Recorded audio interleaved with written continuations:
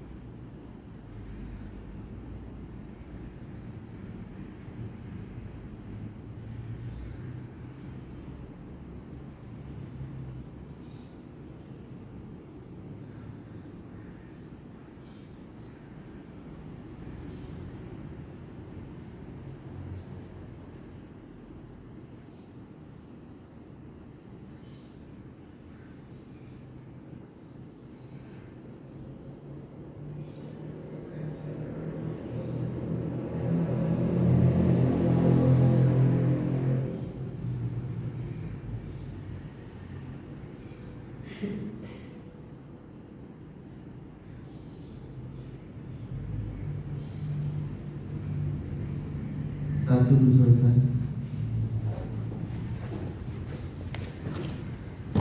Ayat panggilan beribadah kita terdapat dalam Roma 12 ayat yang pertama. Karena itu, saudara-saudara, demi kemurahan Allah, aku menasihatkan kamu supaya kamu mempersembahkan tubuhmu sebagai persembahan yang hidup, yang kudus dan yang berkenan kepada Allah. Itu adalah ibadahmu yang sejati. Kita bernyanyi satu lagu pujian yang berkata, Bapa sentuh hatiku.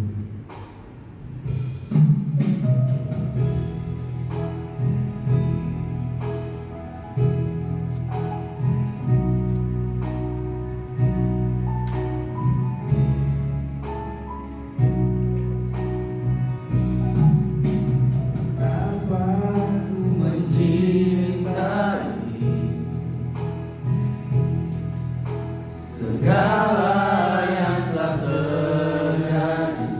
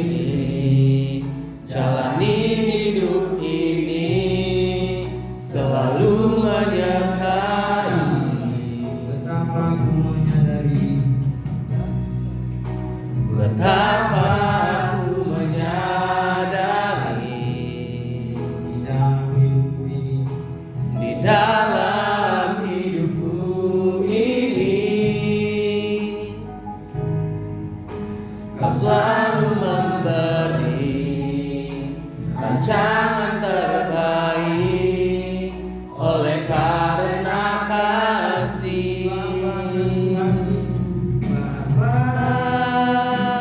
sentuh hatiku, ubah hidupku menjadi yang baru, bagai emas yang murni. Kau membentuk berjana hatiku, Bapa, ajarku mengerti semua kasih yang selalu memberi, bagai air mengalir yang tiada pernah berhenti, bagai air mengalir yang tiada pernah berhenti.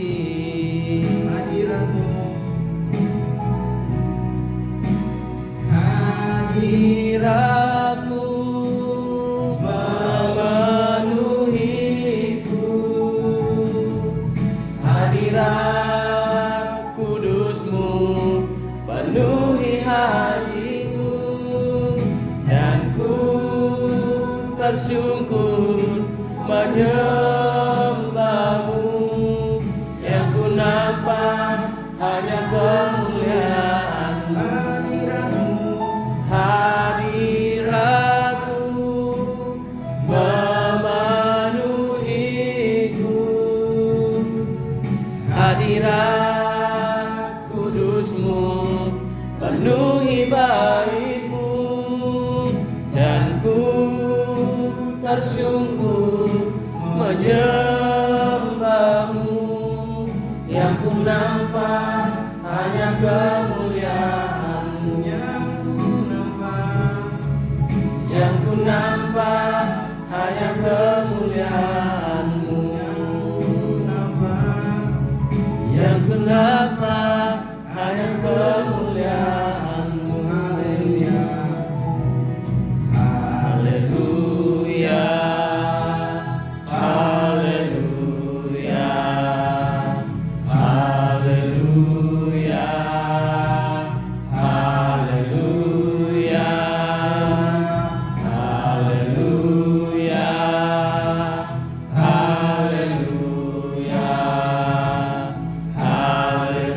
haleluya, haleluya,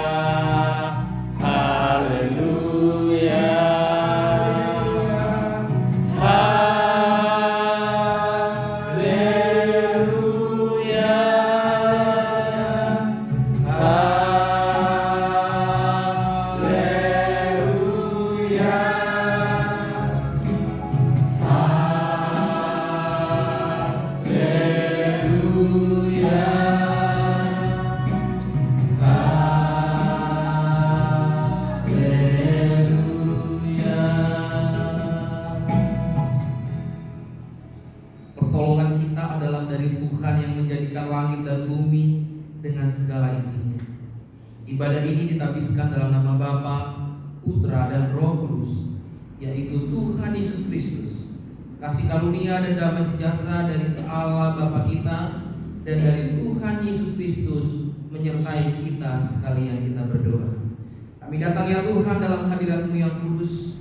Saat ini Tuhan kami ada di tempat ini. Tuhan kuduskan, sucikan layanan kami. Ketika kami bersorak-sorai memuji mengagungkan nama Tuhan, biarlah Engkau saja Tuhan yang dipermuliakan. Terima kasih Tuhan, kami menyerahkan rangkaian ibadah kami dalam tangan pengasihan-Mu. Dalam nama Tuhan Yesus Kristus kami sudah berdoa dan mengucap syukur. Haleluya, amin.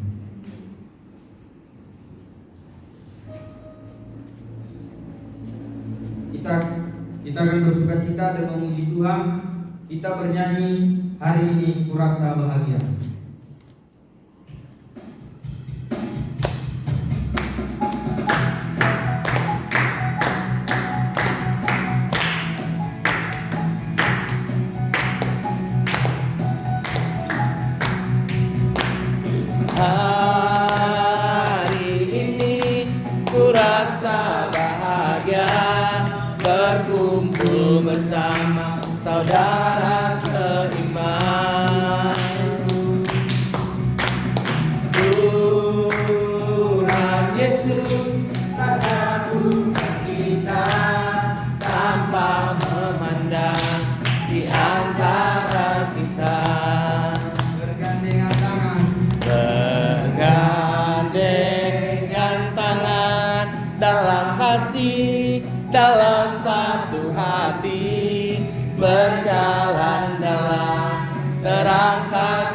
Tuhan.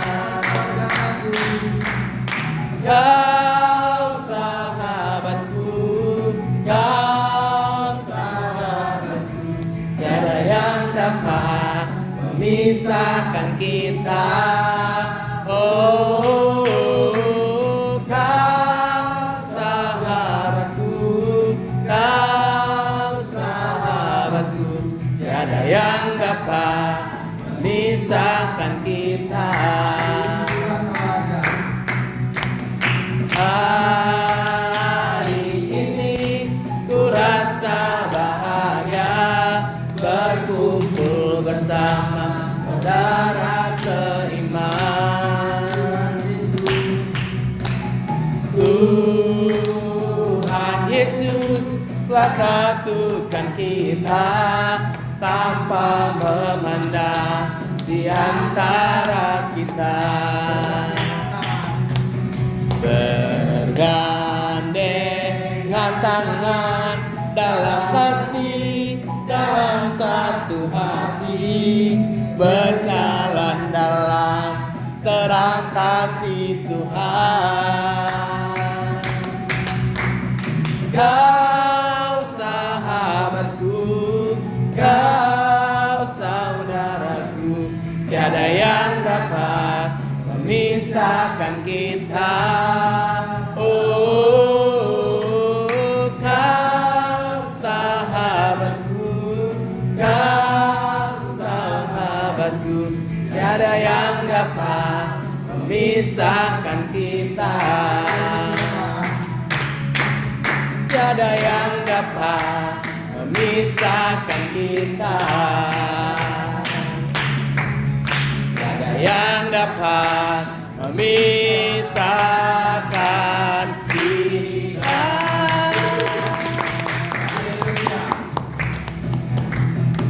Oh kiranglah Tuhan Yesus amat cinta pada saya. Oh kiranglah masuki gerbangnya dengan hati bersyukur, halamannya dengan pujian. Kataku hari ini harinya Tuhan, ku bersuka sebab Dia girangkanku. Dia girangkanku, oh Dia girangkanku. Ku bersuka sebab Dia girangkanku. Oh, Dia girangkanku, oh Dia girangkanku. Ku bersuka sebab Dia girangkanku.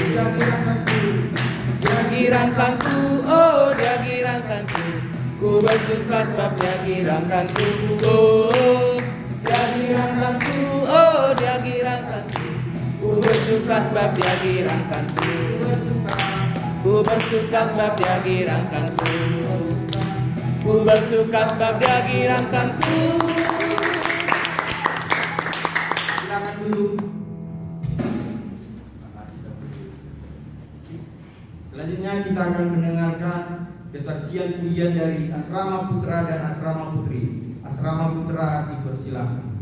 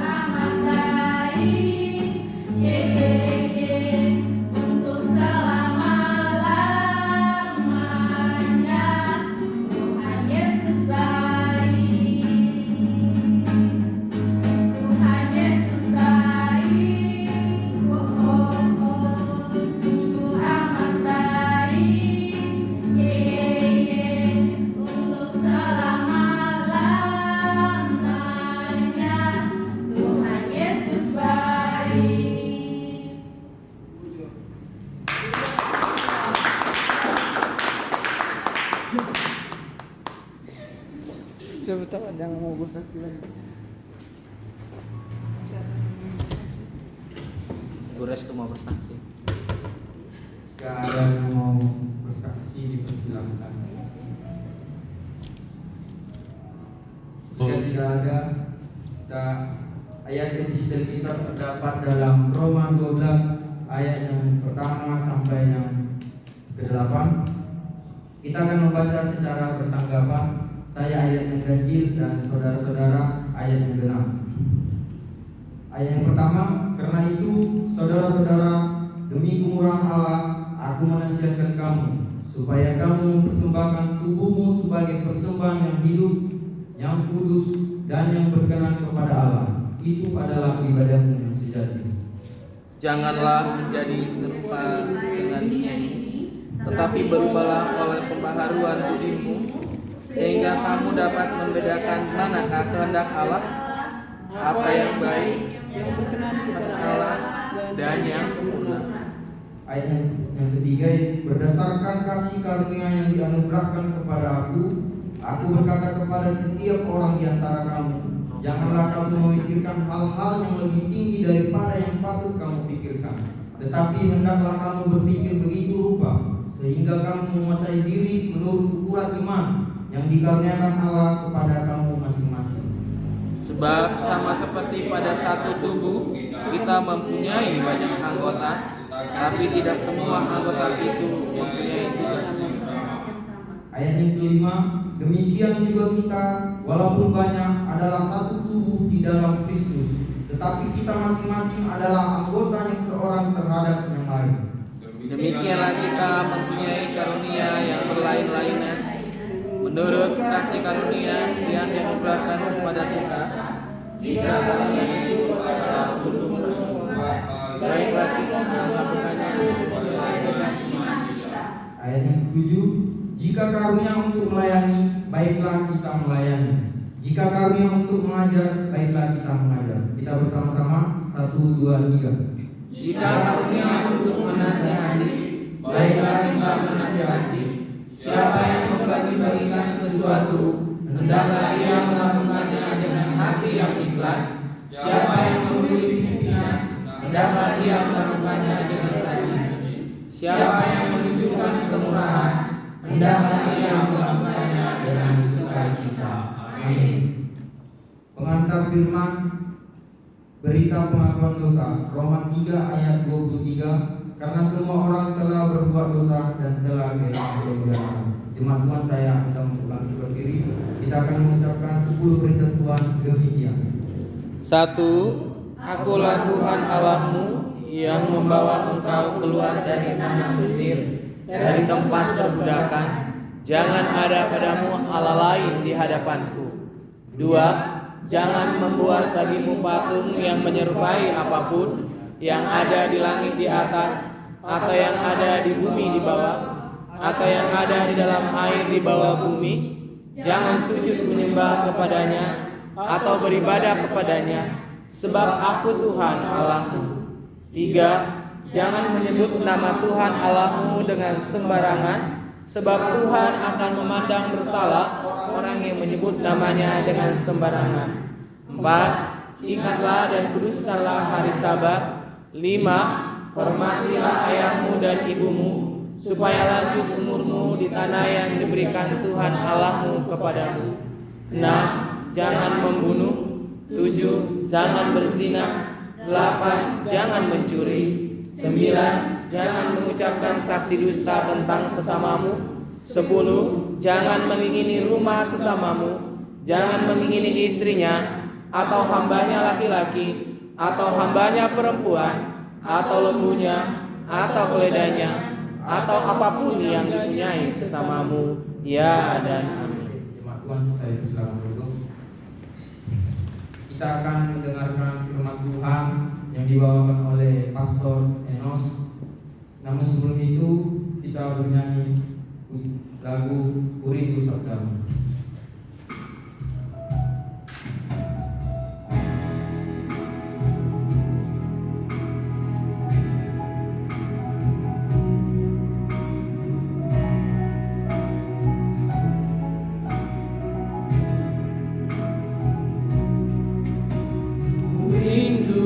sabdamu, ku rindu firman-Mu, firman Tuhan Yesus yang heran dan berkuasa. Berfirmanlah Tuhan oleh kuasa Roh-Mu, kepadamu kami berserah. Berfirmanlah, berfirmanlah Tuhan. Roh Kudus urapi hamba-Mu, berfirman. Berfirmanlah, berfirmanlah Tuhan. Ku rindu menikmati sabda-Mu, berfirman. Berfirmanlah, berfirmanlah Tuhan. Roh Kudus urapi hamba-Mu, berfirman. Berfirmanlah, berfirmanlah Tuhan. Ku rindu menikmati sabda-Mu. Ku rindu menikmati sabda-Mu.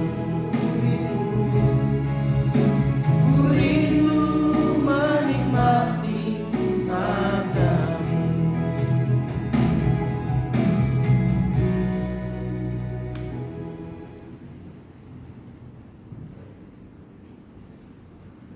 Kita berdoa. Kami mengucap syukur ya Tuhan atas anugerah dan kasih-Mu yang melimpah atas kehidupan kami. Kami datang Tuhan pada hari ini dalam hadirat-Mu dalam rumah. Tuhan kuduskan, sucikan, layakan kami, sehingga ketika kami membaca mendengar kebenaran firman-Mu, kami dapat memahami, mengerti, dan kami menjadi pelaku-pelaku kebenaran firman-Mu.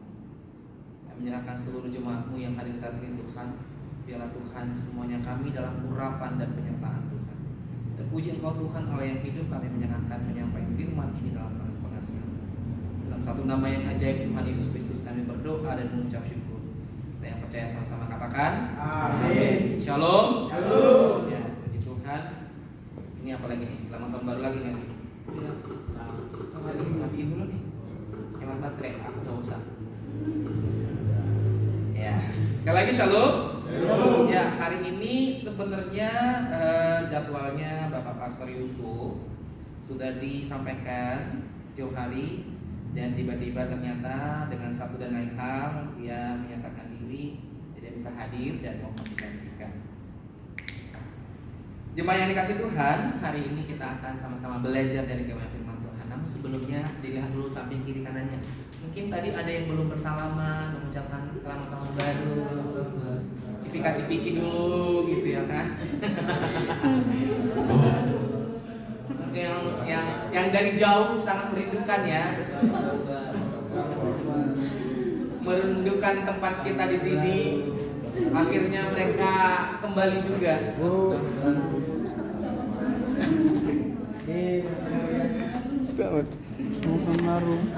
Selamat tahun baru. Puji Tuhan, habis itu nanti kita makan-makan. Soal ini yang dari luar kota udah banyak nih. Iya. Kumpul dulu. Pasti kita nanti. Tampung dulu, tampung. Soalnya ada 5 nih, 1, 2, 3, 4, 5. Ya. Dan ini tamu-tamu kita dari luar nanti semua doa syafaat. Berarti nanti Juli doa syafaat nomor 5 ya. Sudah diatur tadi. Soalnya kita ini sudah sengaja datangkan dari luar ini berdoa syafaat. Jemaat yang dikasih Tuhan, hari ini kita sama-sama belajar dari kebenaran firman Tuhan. Kita membuka Alkitab kita dalam kitab Matius pasal yang ke-13 ayat pertama sampai ayatnya yang ke-23. Cukup panjang. Kalau kami selama ini di asrama, kalau firman Tuhan harus dibacakan satu-satu gitu ya kan. Setiap ada firman Tuhan harus dibaca satu-satu. Makanya nih kalau kalian lihat yang beli udah selama ini wajahnya cerah semua ya. Ya cukup, tapi cukup wajahnya yang cerah. Tapi Tapi kalau kalian cek asrama mohon dimaklumi. Dan kita sama-sama membaca dalam kitab Matius pasal yang ke-13 ayat pertama sampai ayatnya yang ke-23. Kita akan membaca secara bergantian. Saya yang pertama, terus dilanjutkan oleh Ronald, Samuel Sibarani, dan selanjutnya yang merasa waktunya sudah tiba membaca, dibaca dengan hikmat. Ya kan? Nggak usah tanya siapa sekarang, nggak usah. Jadi biarkan roh yang memimpin. Matius pasalnya yang ke-13 ayat pertama sampai ayat yang ke-23 itu berbicara tentang perumpamaan tentang seorang penabur. Kalau sudah menemukan katakan oh ini dia. Oh ini dia. Yakin ya. Kalau ini dia udah dapat semua, jangan sampai nanti dalam pembacaan udah ayat berapa. Yang pertama, pada hari itu keluarlah Yesus dari rumah itu dan duduk di tepi danau. Lalu datanglah orang banyak berbondong-bondong dan mengerumuni dia sehingga dia naik ke perahu dan duduk di situ. Sedangkan orang banyak semuanya berdiri di pantai. Ayat yang ketiga, dia menyampaikan banyak hal dalam perumpamaan kepada mereka. Katanya, adalah seorang penabur keluar untuk menabur. Ayat yang keempat, pada waktu itu ia menabur sebagian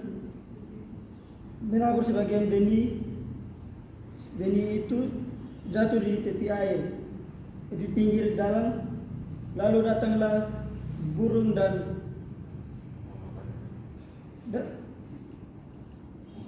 memakannya sampai habis. Sebagian jatuh di tanah yang berbatu-batu yang tidak sebanyak tanahnya, lalu benih itu pun segera tumbuh karena tanahnya tipis. Tapi sesudah matahari terbit, lajulah ia dan menjadi kering karena tidak berakar. Benih yang lain jatuh di tengah semak duri, lalu makin besarlah semak itu dan membibitnya sampai habis. Dan sebagian jatuh di tanah yang baik, lalu berbuah, ada yang 100 kali lipat, ada yang 60 kali lipat, ada yang 30 kali lipat.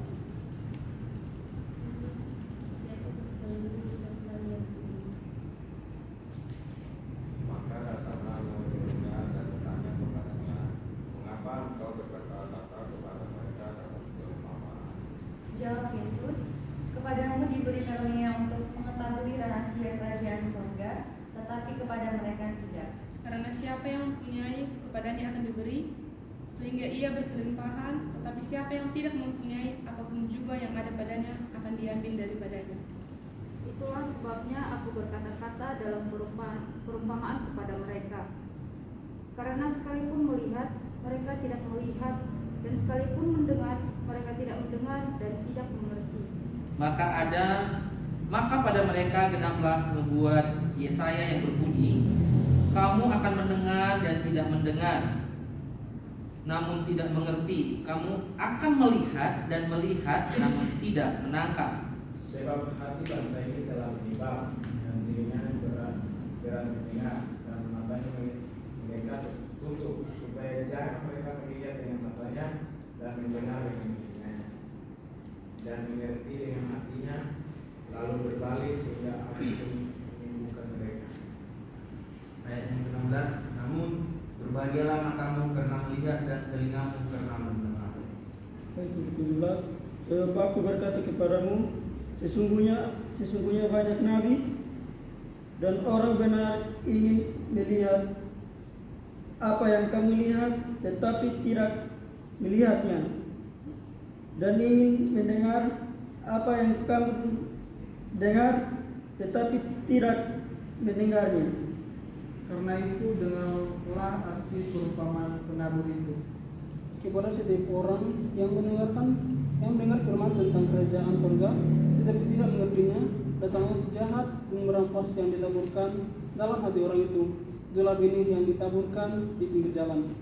Yang ditaburkan di tanah yang berbatu-batu, artinya orang mendengar firman itu dan segera menerimanya dengan gembira. Tetapi dia tidak berakar dan tahan sebentar saja. Apabila datang penindasan atau penganiayaan karena firman itu, orang itu pun segera murtad.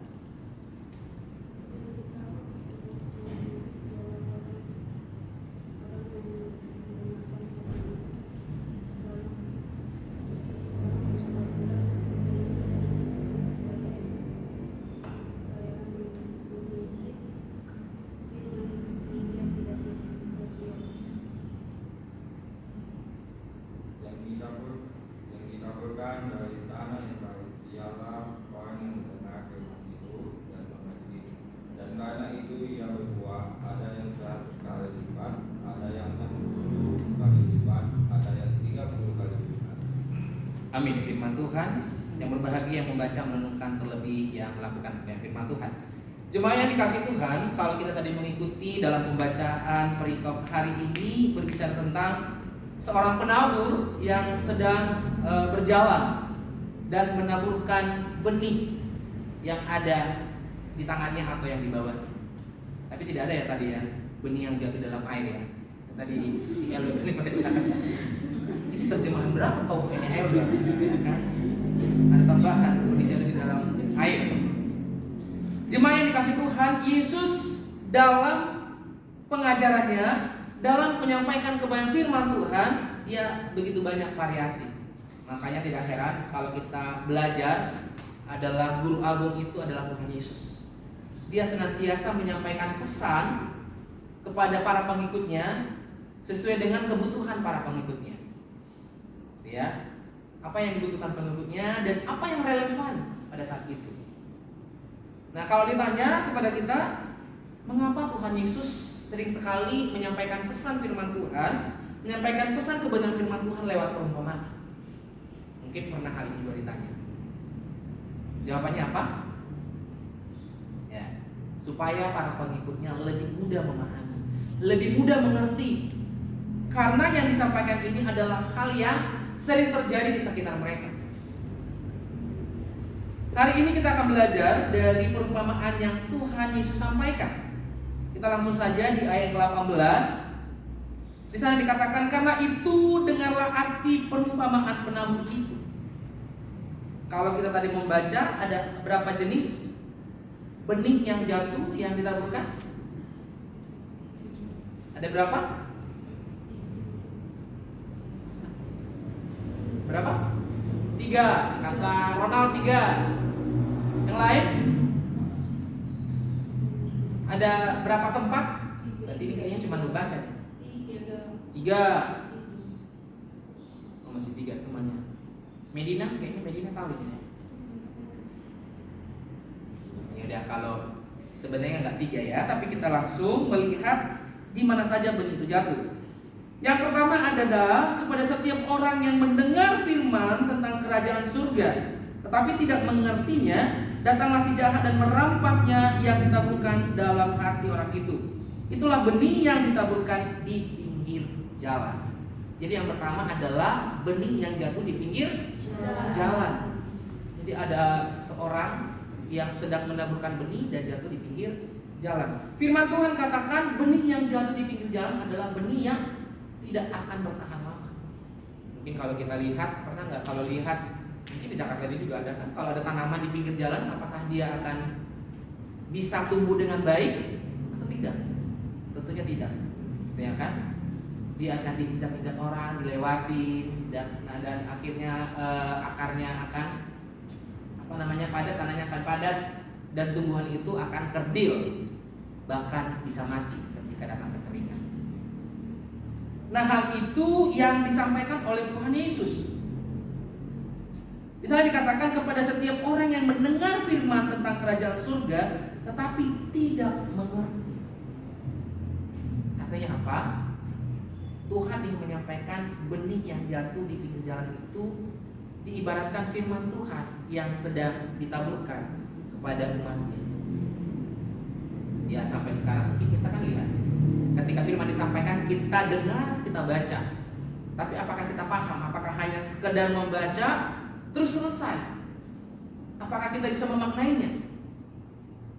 Di sana dikatakan bahwa benih yang jatuh di pinggir jalan, dia hanya mendengar saja. Ketika datang orang untuk merampas, dia tidak kuat. Ketika ada orang untuk menggoda, ya dia akan kalah. Ya, kalau kita sebagai anak teologi, kalau benih yang selama ini kita dengar dan hati kita menjadi tanah atau pinggir jalan, ya gitu. Ketika orang memberikan penyesatan atau pengertian tentang Alkitab, ya kita terima, gitu ya kan? Mungkin bisa aja diterima. Oh iya, ternyata dia benar ya. Atau mungkin orang lain memberikan pengertian, kita berkata, oh itu salah. Tapi yang benarnya nggak tahu. Itu sering terjadi. Kayaknya pendeta itu ngomongnya salah nih, tapi benarnya dia nggak tahu. Karena apa? Karena selama ini firman yang dipelajari, firman yang didengar tidak diperhatikan dengan baik. Dia hanya cuma mendengar dan begitu lewat saja. Dan akhirnya firman itu terlewat. Sama dengan ayat hafalan, sudah dihafal-hafal, akhirnya tidak memahami dan tidak mengerti. Mari silakan masuk. Ya, ini tambah lagi 2 orang lagi sponsor kita hari ini. Ya. Soalnya mereka sudah dibawa naik mobil pribadi. Dompetnya berarti kembali.